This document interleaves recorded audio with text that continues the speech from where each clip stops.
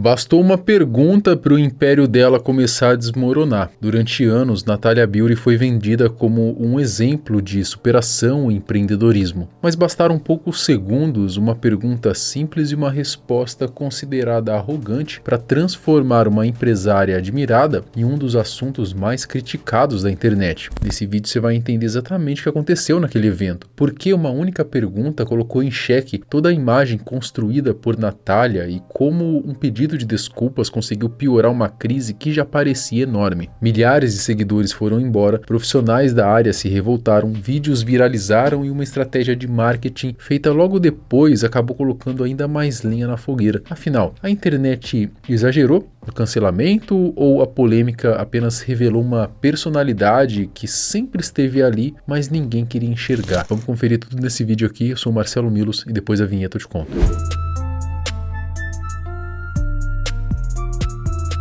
Natalia Beauty, nome artístico de Natália Martins, é uma empresária brasileira do setor de estética conhecida por criar o método Flow Brows de nanopigmentação. Percebam que ficou super leve. A ideia é não ficar parecendo o que ela E fez. não pode ser aquela sobrancelha marcada. Eu acho bem brega, por sinal. Mas ok, seguimos. E pega essa beleza, Brasil. Gente, sobrancelha é moldura do rosto. Olha que maravilhosa perfeição. Ela ganhou uma grande projeção na internet em 2023, depois de viralizar ao afirmar que cobrava cerca de 8 mil por hora ali para atender clientes celebridades. Ela tinha dito também, não sei se foi nesse vídeo, que ela falou que cobrava não sei quantos mil para fazer uma sobrancelha. Eu lembro, né? Esse vídeo viralizou bastante. Eu cobro 6 mil reais pra fazer uma sobrancelha. Cara, uma sobrancelha. Você cobra 6 mil reais pra conversar com a pessoa. Ela paga, tem fila de espera, mas ela quer a minha história. Ela quer levar um pouco da minha força. Então, você fala, gente, uma pessoa super estruturada emocionalmente que você acha na rede social. Não, ela vem, ela me pergunta, ela me pede conselho. É tipo uma mentoria num procedimento. Ainda deixa ela bonita. Mas a trajetória nem sempre foi assim, tá? Antes do sucesso, precisou trabalhar duro e enfrentar obstáculos para chegar onde chegou. Antes de construir o seu império, Natalia trabalhou durante anos num restaurante, chegou a morar de favor na casa dos pais em São Paulo, com uma filha pequena e várias dívidas acumuladas após o divórcio. A grande virada aconteceu em 2016, quando trabalhava como recepcionista e gerente de uma clínica de estética em São José do Rio Preto. A profissional responsável pelas sobrancelhas pediu demissão, deixando várias clientes sem retoque. Para resolver o problema, Natalia fez um curso de micropigmentação e passou a realizar os procedimentos. Foi ali que ela acabou gostando da área, enxergou a chance de mudar de vida e começou a construir a sua própria clientela. Comecei a trabalhar como recepcionista, gerente numa clínica de estética em São José do Rio Preto. E a funcionária que fazia sobrancelha, olha isso, a funcionária que fazia sobrancelha pediu demissão e largou todas as clientes sem o retoque do trabalho, porque a cliente paga R$500 na época e ela tinha direito de fazer o trabalho e um retoque. Só que como ela saiu, ficaram todos os retoques por fazer.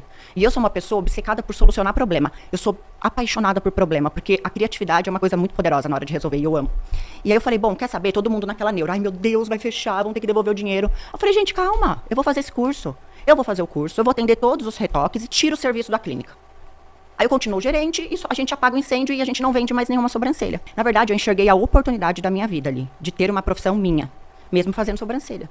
Comecei a fazer, depois de um ano me separei, voltei a morar em São Paulo totalmente endividada, que eram dívidas de antes do casamento. E como eu queria sair de casa, porque eu cresci num ambiente totalmente hostil e violento, eu não contei das minhas dívidas pro meu ex-marido. Então elas foram crescendo e quando eu me separei, logo tinha 10 vezes maior.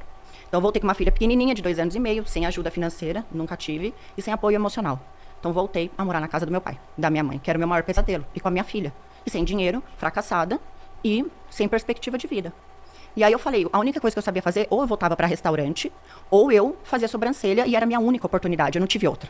E aí eu fiz aquilo acontecer, comecei a trabalhar, saía de casa, ia na casa das clientes, voltava às 11 da noite, fui juntando meu dinheiro, juntei o suficiente para 3 meses de aluguel, tanto de um apartamento quanto de uma salinha comercial. A salinha tinha 30 metros, o apartamento 40, mas foi assim, a minha liberdade, foi essa. Natalia se tornou referência na área em que se especializou e, não por acaso, passou a atender mulheres de alto poder aquisitivo, incluindo celebridades. Foi justamente nessa fase que viralizou na internet e viveu a segunda grande virada de sua vida. Depois da explosão de 2023, a Natalia cresceu ainda mais no mundo dos negócios. anos. Hoje ela é fundadora da Natalia Beauty Group, uma marca aí de forte expansão internacional que reúne clínicas, franquias e um instituto social. Também tem produtos próprios, uma academia com cursos presenciais e online para formar profissionais em micropigmentação e gestão, além de mentorias que custam uma verdadeira fortuna. Natalia virou referência para mulheres que sonham em empreender. E a sua história realmente é inspiradora, só que recentemente uma atitude dela, bem arrogante, diga-se de passagem, acabou destruindo a sua própria imagem de forma pesada. Perdeu milhares de seguidores, foi muito criticada e viu a internet inteira falando mal dela. E para piorar, quando tentou se desculpar, conseguiu deixar tudo ainda pior, né? Foi uma sequência de atrapalhadas. Tudo aconteceu durante o evento Power Beauty Curitiba, quando a biomédica Naye Rayane, ela perguntou a Natalia e a sua equipe quais eram os verdadeiros diferenciais da mentoria da marca, avaliada em cerca de R$20 mil em relação às outras do mercado. Hoje existe muitos profissionais que oferecem mentoria, né? Profissionais, inclusive, tão grandes quanto a Natalia Beauty. Eu queria saber o que vocês têm de tão diferencial, de tão especial, né? Para oferecer para as pessoas, né? No caso, para mim. Era uma pergunta comum e até que uma boa oportunidade para eles mostrarem o que ofereciam de diferente. Tanto que, no primeiro momento, o Felipe Pacheco Borges, CEO do Natalia Beauty Group, ele começou a responder, até elogiou a pergunta. Só que no meio da resposta, a própria Natalia interrompeu o CEO e resolveu assumir a conversa, dizendo que a participante não fazia parte do perfil desejado e que não seria bem-vinda na mentoria. Com um tom de total desdém, ela ainda destacou que a moça era biomédica, chegou até a afirmar ali que tá todo mundo quebrado ao falar da profissão. Na minha visão, o comentário de Naye dizendo que existiam outras pessoas no mercado tão grandes quanto eles mexeu com o ego da influenciadora e foi aí que ela perdeu a linha. Cara, adorei sua pergunta. Parabéns. Como é que é o nome? Naye. Eu também vou ser muito sincero. Perfeito. Gosto de sinceridade. Tá, primeiro, dentro do nosso meio, do nosso tamanho, não existe alguém tão grande quanto a gente. Você tá enganado. Não tem. Fatura que a gente fatura, que faz o que a gente faz, não tem. Na área de harmonização, na área de... Harmonização? Pode trazer. Só se for indústria. Mas beleza, indústria ok. Ok. Seu ponto. Uhum. Mas ok, vai Segundo ponto. Não, segundo ponto. Não é pra você. Segundo ponto. Não quero.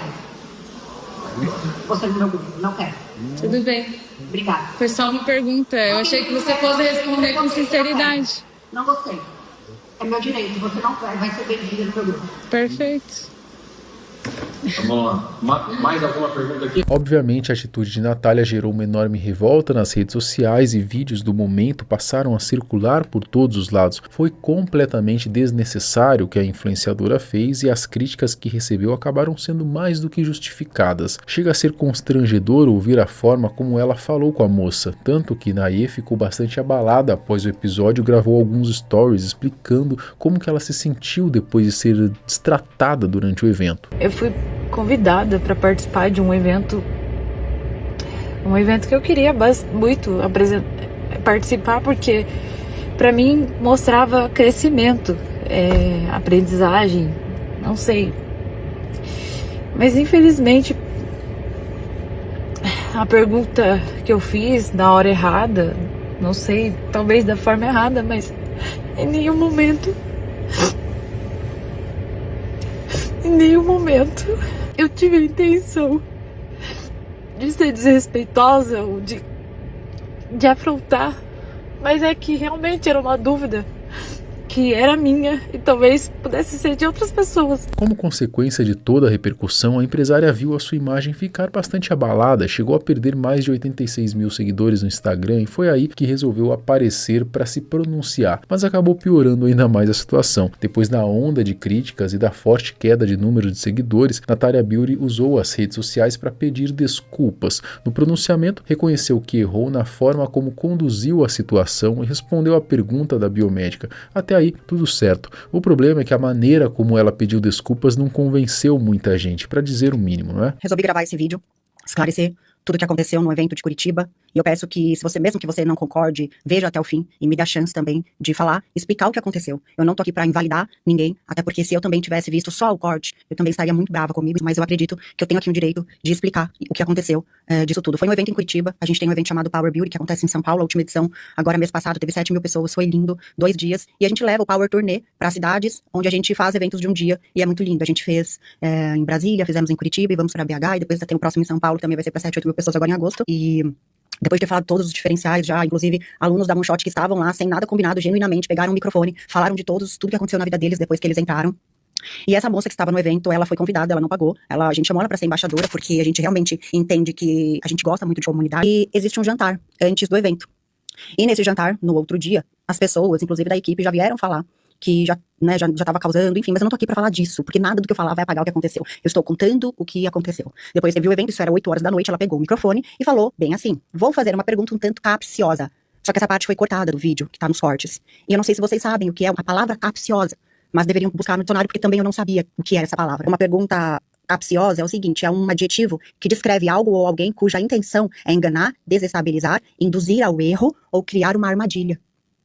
Só que eu não entendi.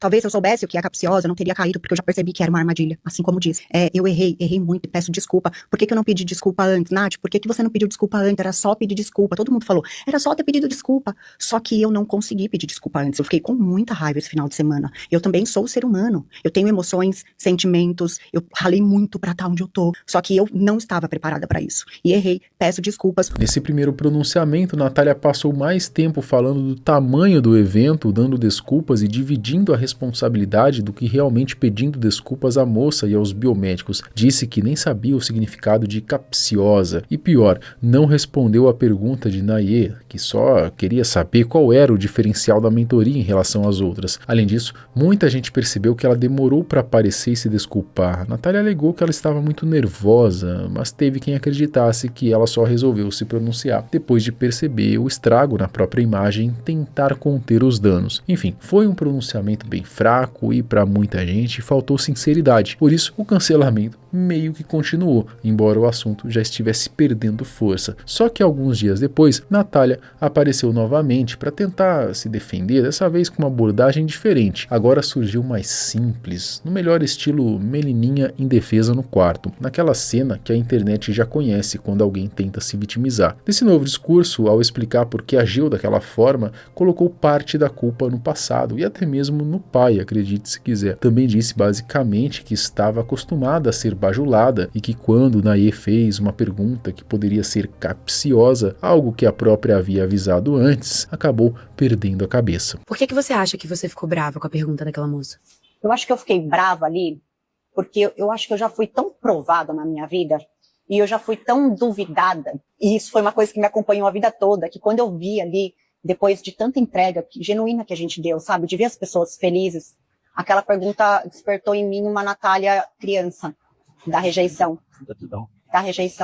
Aquela menina que meu pai falava assim, você é muito exibida, você tem que fazer faculdade, você tem que ser juíza, você tem que fazer direito. Então eu acho que eu sinto no fundo que eu decepcionei um pouco minha família por não ter seguido isso. Fui muito duvidada, então fui contra todo mundo e fui provando que era possível. E aquela pergunta, ela resgatou aquela menina. Eu vejo uma menina de franjinha e cabelinho preto. E aí com raiva, do tipo, chega, eu não vou permitir, sabe, no meu espaço, na minha casa, alguém vir duvidar de mim dessa forma. E na verdade o problema não é. O problema foi uma ferida que eu preciso curar, que eu preciso cicatrizar, que eu preciso trabalhar. Porque eu acho que a empresa cresceu tanto que a Nath, eu não tive tempo de crescer mentalmente, de identidade. A minha identidade não acompanhou o crescimento da empresa. Então eu tenho a síndrome da impostora, de achar que não é o suficiente, que eu não sou suficiente, ou que eu não sou uma empreendedora suficiente, eu não sou uma amiga suficiente, eu não sou uma mãe suficiente, eu não sou uma esposa suficiente. Então tudo isso ali é como se ela tivesse descoberto isso. No fim, a influenciadora disse que toda essa situação estava servindo de aprendizado para que ela pudesse melhorar. Depois de toda a confusão, Natália voltou a postar normalmente. Ela tinha até apagado ali as suas postagens, né, meio, não sei, para fazer um drama. Aí depois voltou a postar de novo. Enfim, né, mas os comentários negativos ali diminuíram bastante. Parece que já estava um pouco mais controlado. Eu acho que esse assunto não ia render mais nada. Só que enquanto esse roteiro dinheiro estava sendo escrito, teve alguns desdobramentos aí, né? A empresária resolveu fazer uma jogada de marketing que, ao que tudo indica, sei lá, acabou sendo mais uma bola fora, né? Primeiro publicou um vídeo aí anunciando que a marca Natalia Beauty Clinic estava chegando ao fim. Ela gravou esse vídeo com um tom abatido, como se estivesse anunciando o fim de uma das maiores criações de sua carreira. Muita gente acreditou que aquilo fosse consequência de todo o cancelamento. Eu quero contar que chegou o momento de encerrar essa marca tão linda que eu construí do zero, com muito esforço, muita lágrima, muito desespero, assim, muita vontade de dar certo, que é a Natalia Beauty Clinic.